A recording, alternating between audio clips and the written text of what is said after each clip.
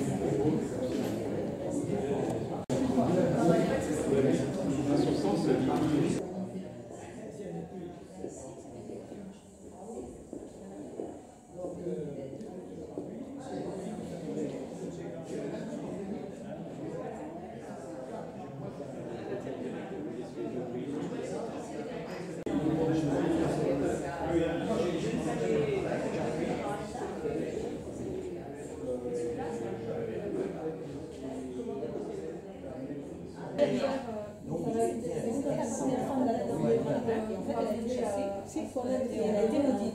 Et après, elle a commencé par la nana, elle a été une chieuse, qui aurait fait long.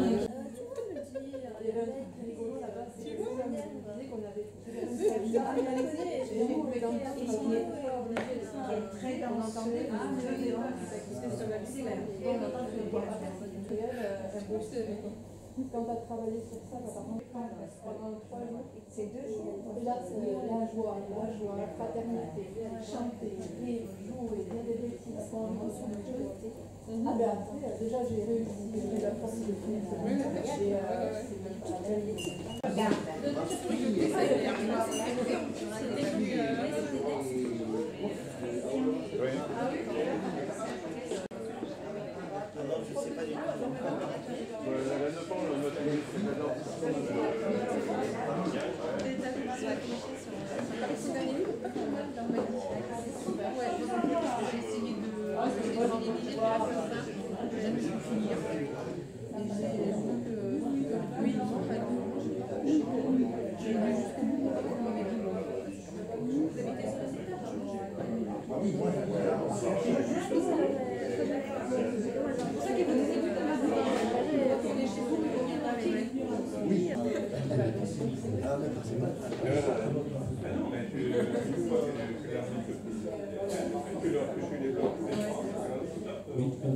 c'est déjà donc les deux.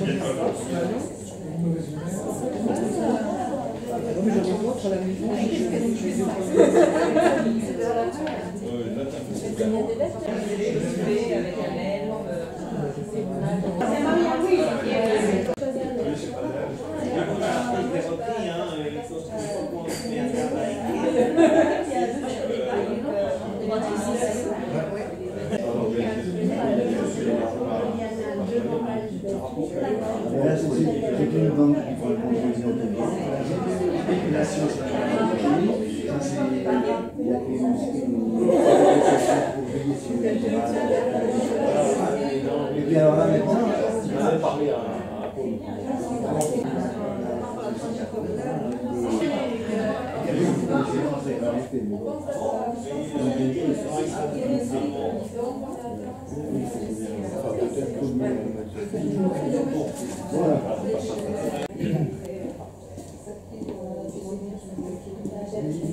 Ah, je pense que j'imagine que quelqu'un rentre, on va sortir quelqu'un avec la casquette, ça va.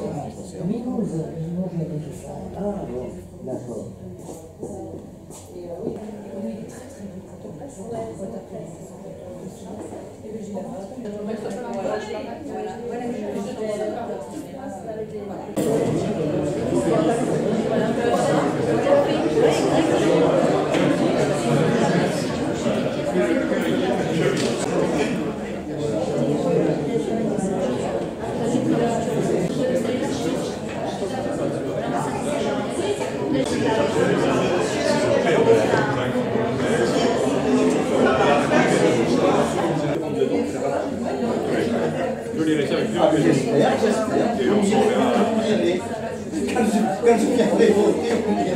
Pour le crédit, la banque, le Crédit Mutuel du Sud-Ouest, c'est M. Telaby, je crois, c'est ça qui représente le directeur de l'établissement, M. Braquet, vous êtes son adjoint. Pascal Lassagne, on vient de le voir, le patron, le directeur des animations sur le casino ici, sur Arcachon. Je salue également les membres du jury, certains sont là car nous allons remettre des prix littéraires à l'issue des quelques interventions. Et puis, je salue bien sûr la présence de M.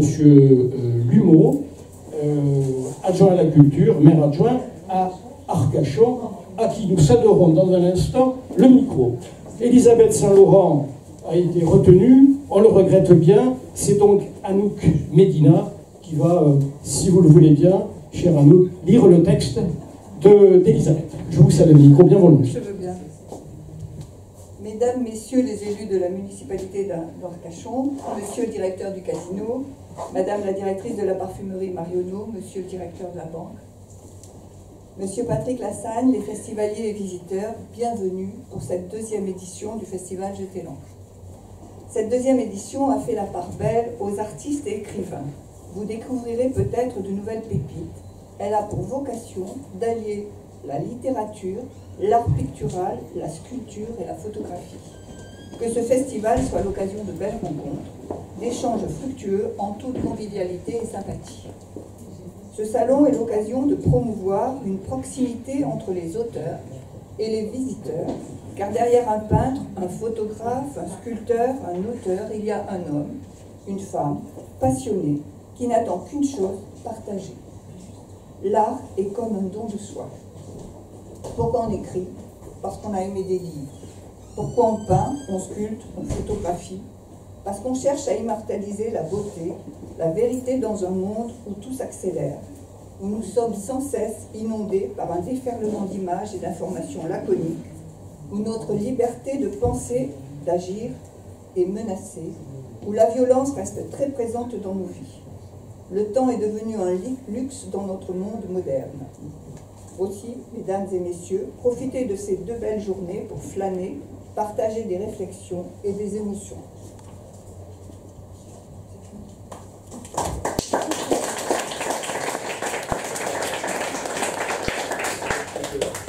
Bien volontiers, mais écoutez, merci. Donc, mesdames, messieurs, chers amis, si vous me permettez, je voulais vous dire tout le plaisir que j'ai à me trouver aujourd'hui parmi vous pour cette remise de prix de ce 2e festival Jeter l'encre, organisé par Pierre Sévigny. Vous savez, à Arcachon, nous sommes très attachés donc, à la vie culturelle.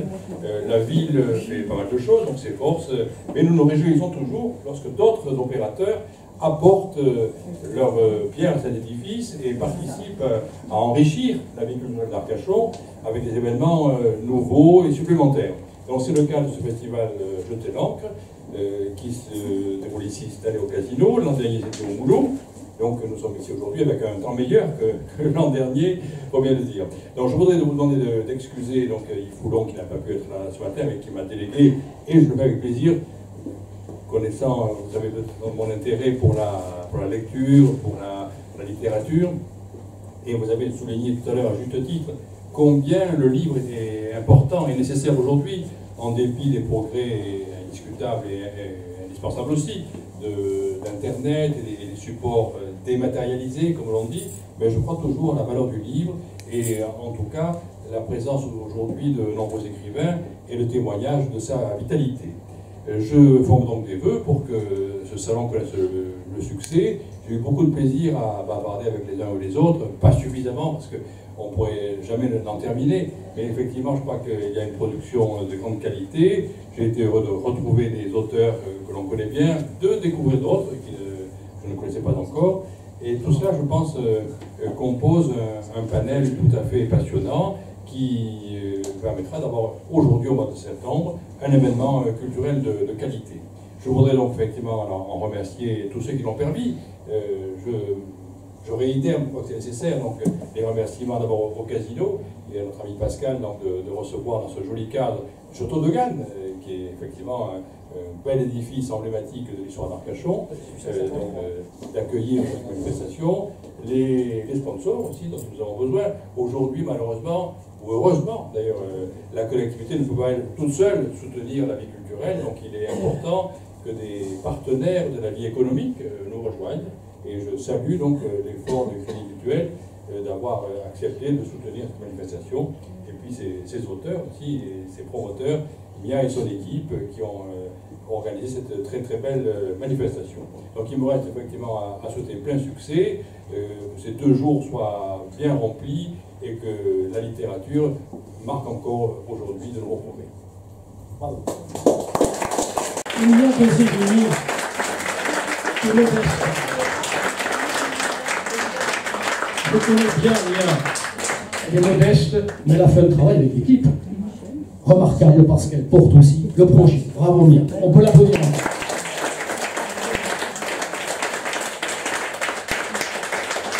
Voilà, quelques mots, monsieur David, je vous prie.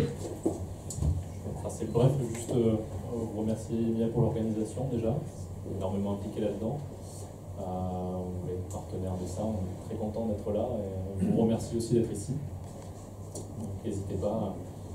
Elodie va se joindre à nous aujourd'hui, c'est elle qui travaille beaucoup avec Mia d'habitude. C'est ma collaboratrice qui se charge énormément des associations sur la région. N'hésitez pas à venir la voir si vous avez besoin. On sera ravis de vous accueillir et on sera ravis de vous accompagner. Merci. Merci beaucoup. Je reviendrai tout à l'heure, j'aurai l'occasion de le faire sur les partenaires, car il y a encore un groupe de partenaires que je n'ai pas nommé. Alors on va passer, Mia, si tu le veux, à la remise des prix, monsieur le maire. Alors, l'instant est solennel. Les auteurs et les auteurs sont là. On va commencer par le prix littéraire. Il y avait, je crois, 8 ouvrages en compétition, de bonne qualité, de bonne facture, des débats nourris, probablement, je l'imagine, au sein du jury. Eh bien, j'annonce que pour son roman, Alain Kikos obtient le prix littéraire du Salon 2016. Alain ?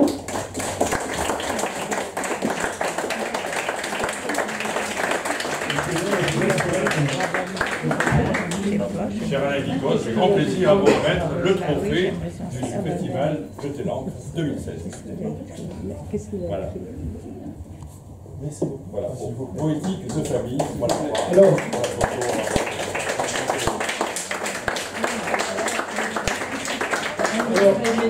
mon cher Alain, peut-être juste un mot, sachant qu'à 14h30, on aura l'occasion, les 3 prix, de s'exprimer et d'échanger.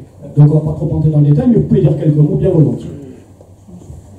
Écoutez, d'abord, je suis très surpris que ce livre ait eu un prix.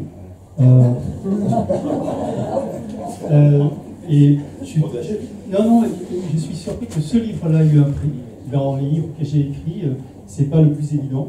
Et donc je suis ravi que le jury ait eu cette lecture, parce que c'est un livre auquel je suis attaché pour des tas de raisons, et notamment sur le travail d'écriture que j'ai essayé de faire avec ce livre-là. Merci, on va l'applaudir. Ce ouvrage, il s'agit de poétique de famille, on en parlera tout à l'heure, nous plonge dans les échanges, parfois dans les conflits familiaux.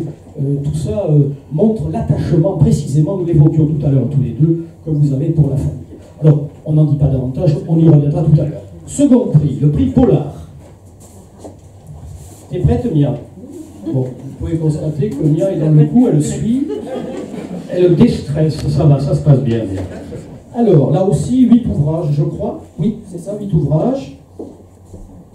Des débats, des échanges vifs, mais toujours pour toi, ma chère, hein, dans le jury. Et j'appelle pour son roman Âme battue, Isabelle Massard-Villa.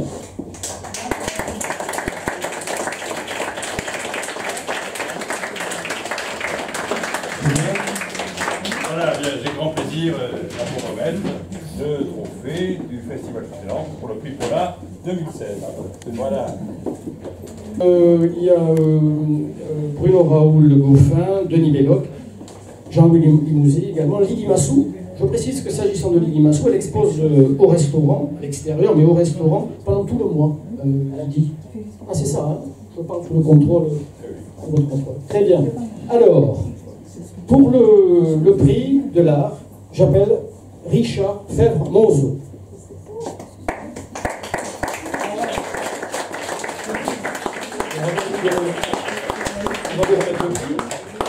Non, je vous donne la parole tout de suite et je dirai un mot sur Richard.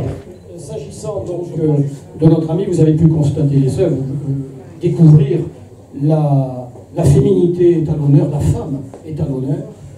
Il y a une véritable, comment dirais-je, je frotte mon propos, mais musicalité dans les formes, mon cher. C'est un travail remarquable. Je vous donne bien volontiers le mot pour en dire quelques mots. C'est un travail, c'est mon travail, c'est ma vie. Je fais ça depuis l'âge de 13 ans, quelques dizaines de plus. Voilà, je suis là et prêt à vous expliquer comment je fais, parce que c'est très très compliqué. Il y a 5 corps de métier pour arriver à faire un bronze. Donc si vous voulez des explications, je vous les expliquerai. Mais c'est très très long. Il y a 4 mois de travail pour faire un bronze. À 5 personnes. Plus là. Voilà. Je suis à votre disposition. Oh, félicitations.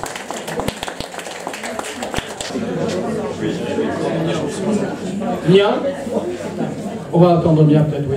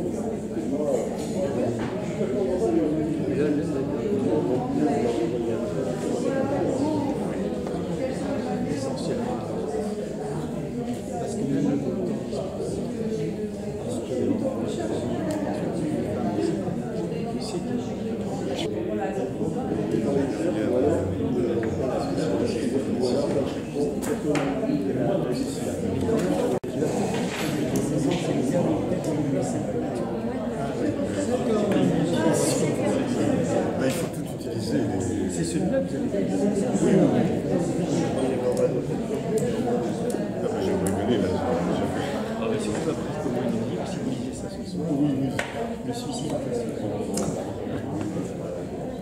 Si je suis pas là demain, c'est que j'ai dû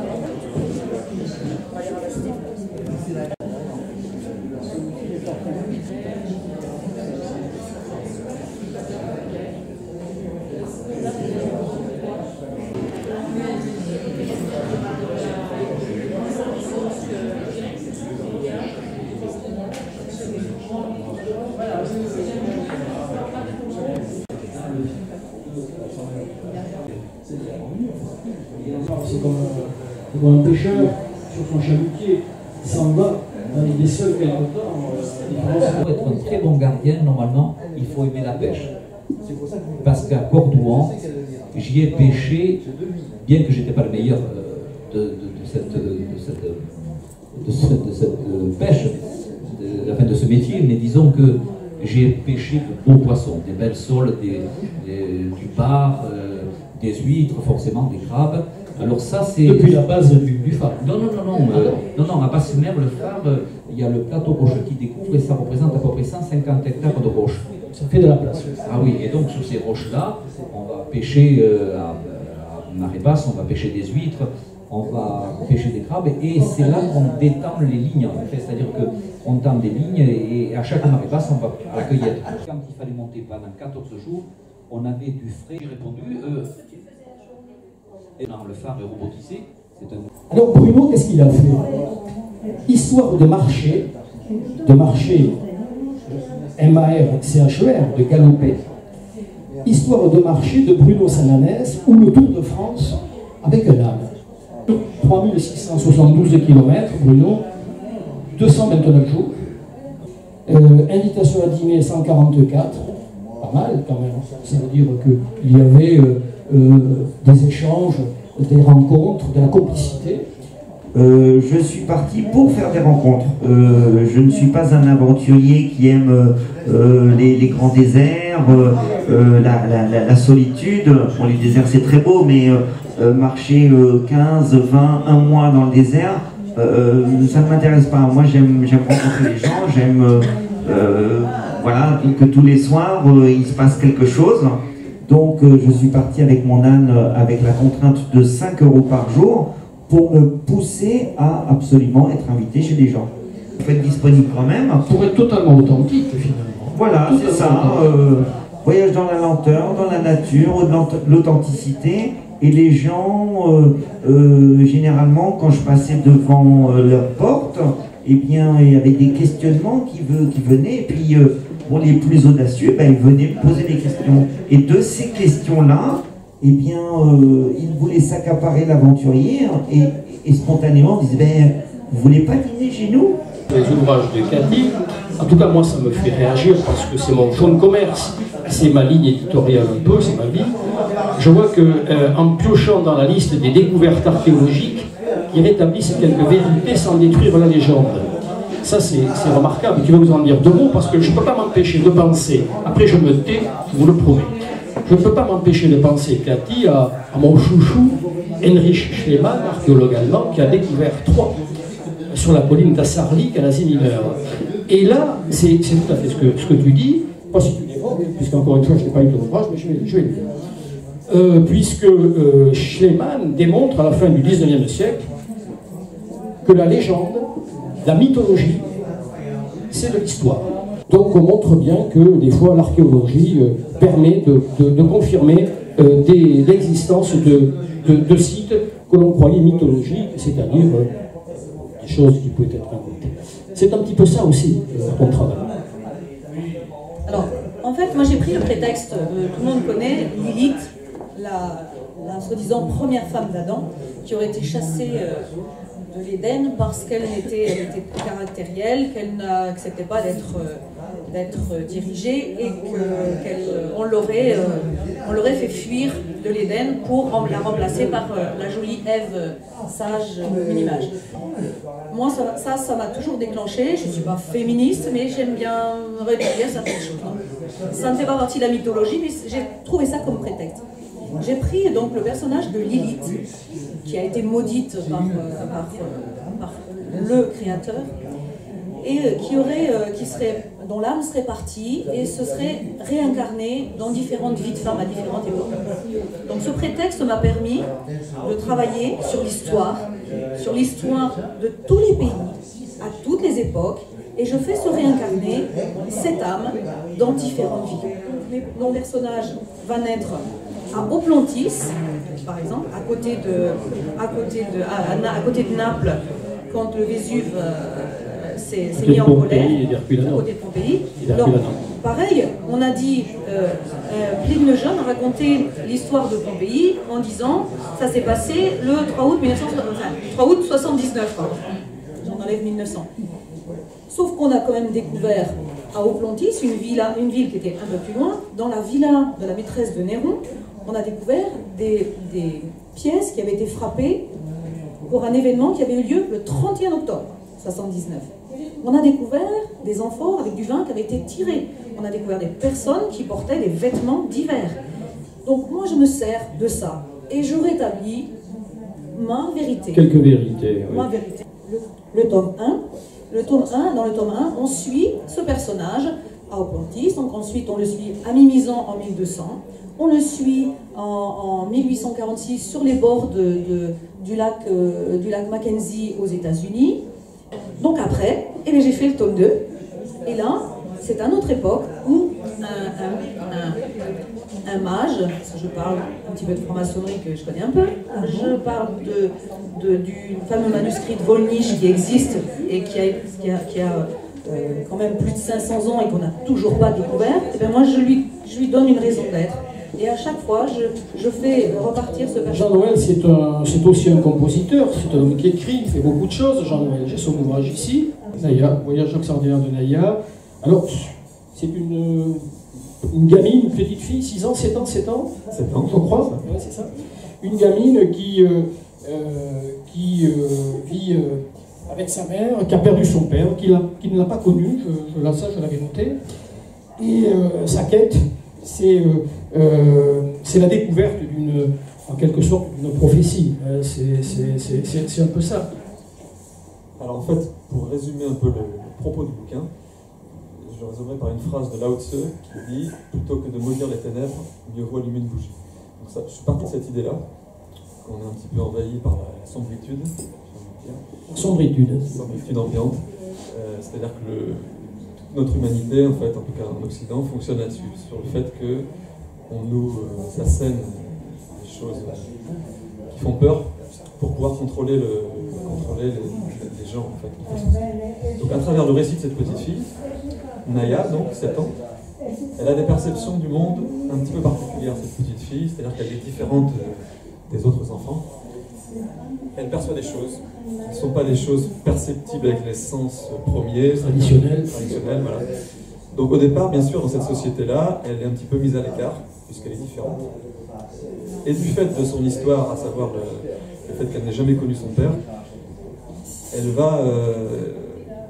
va se mettre en quête de communiquer peut-être avec ce père qui est dans une autre sphère, on pourrait dire.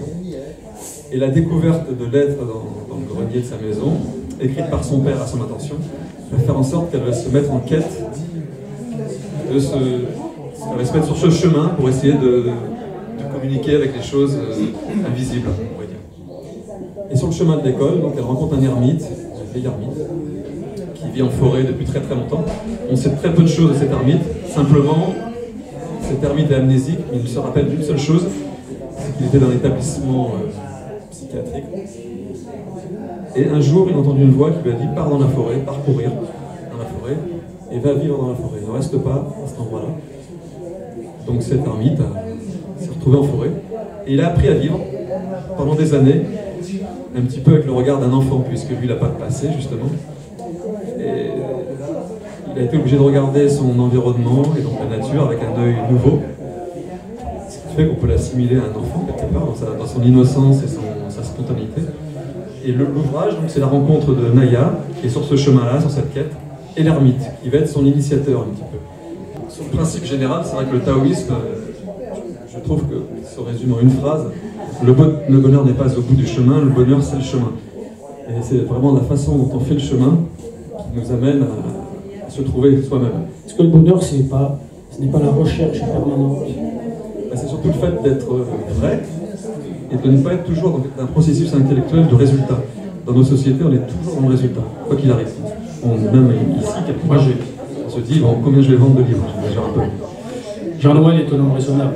J'ai tendance à dire que le plus beau des voyages, on est dans l'esprit. Le plus beau des voyages, c'est celui qu'on entreprend quand on rentre chez soi. Donc on a ensuite fait un vidéoclip, qui est un peu comme une bande-annonce du projet à venir. Ce vidéoclip présente la vie de Naya, et c'est d'une façon assez onirique, qui amène les gens à imaginer plusieurs issues possibles pour Naya. Après le vidéoclip, donc j'ai eu l'idée de créer un spectacle qui sera donc terminé le 10 février 2017. Ce spectacle reprend toute l'histoire de Naya. L'histoire sera contée par Zaz, donc en voix off, puisqu'elle est très peu disponible.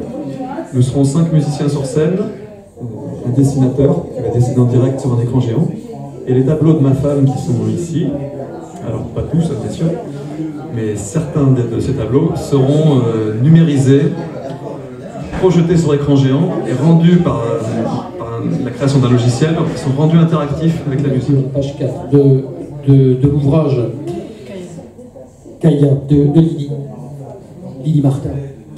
Vous allez voir qu'on est dans la ligne éditoriale que l'on vient d'indiquer, cette recherche permanente de l'équilibre, de la sagesse, du bon sens, de la réaction à avoir devant les événements, de la force de caractère. On est tout à fait dans cet esprit. Amie à 11 ans, lorsqu'elle est contrainte, du jour au lendemain, à affronter des dangers pour lesquels elle n'était pas du tout préparée.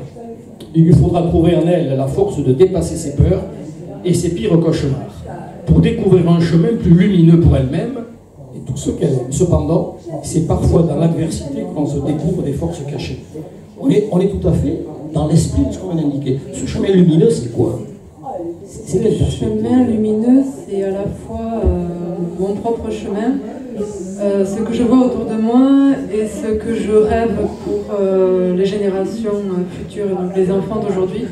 En fait, l'idée de ce roman est apparue à un moment donné où je me suis demandé comment les enfants d'aujourd'hui arrivaient à passer du monde magique et merveilleux de l'enfance au monde tellement dur des adultes, dont les adultes référents qui sont autour d'eux, qui sont forcément angoissés par tout ce qui est actualité, tout ce qu'on voit autour. Sachant que moi, à mon époque, donc il y a plus de 20 ans, j'ai eu du mal à passer cette adolescence comme tout un chacun, je me demandais comment les enfants, eux, arrivaient aujourd'hui à passer ce cap. Donc j'étais en train de regarder un Harry Potter en fait, et je me suis rendu compte que ce héros qui avait 11 ans au départ avait grandi d'année en année en même temps que ses lecteurs, que j'avais lu un article sur le Télérama à propos des héroïnes de Hunger Games, Divergentes, qui étaient à la mode, qui ont 17 ans dès le départ, donc qui ont quand même un corps presque adulte et une force de caractère que n'a pas un enfant au moment où il doit passer dans l'adolescence. Et j'ai eu envie d'un personnage qui allait passer brutalement de l'âge de l'enfance à l'âge des responsabilités et de la réalité en fait. Donc comment passer du merveilleux, du magique et de l'innocence à cet âge tellement dur que nous affrontons nous-mêmes tous les jours en tant qu'adultes, hein, et que les enfants vont devoir eux-mêmes affronter et affrontent aujourd'hui, je pense, prématurément. Parce que même les tout petits sont quand même confrontés à ça, avec tout ce qui est actualité et surtout avec leurs parents au quotidien, avec leurs enseignants aussi au quotidien.